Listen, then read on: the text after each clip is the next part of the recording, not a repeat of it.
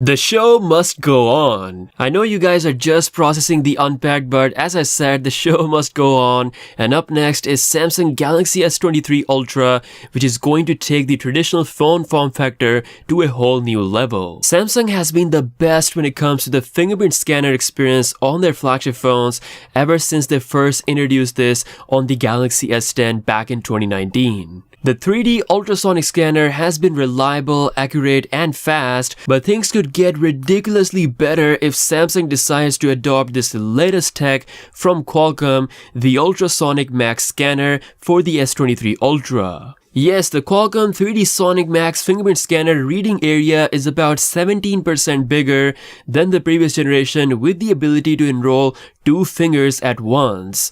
According to Qualcomm, the Sonic Max fingerprint scanner offers an incredibly fast fingerprint enrollment process. Once your fingerprint is enrolled, it delivers possibly the fastest unlock in mobile history, which is just 0.2 seconds. Samsung is now rumored to adopt this technology finally on the Galaxy S23 series. The bigger scanning area and the fastest unlock speed will make such a big difference in daily day-to-day usage. Also in the news, the biggest camera upgrade of last 4 years is indeed coming. South Korean media has leaked that Samsung has now informed the partners of its 200 megapixel camera plans for the S23 Ultra. Samsung's mobile experience division shared confirmed information with major camera partners that the 200 megapixel camera is happening on the S23 Ultra. They've shared the details of the development and the approximate production plan. These companies will soon start developing the required parts that Samsung needs for the making of this new 200 megapixel sensor. This news confirms that the 200 megapixel camera of the S23 Ultra does not exist right now, meaning it will indeed be a special HP2 Hexa sensor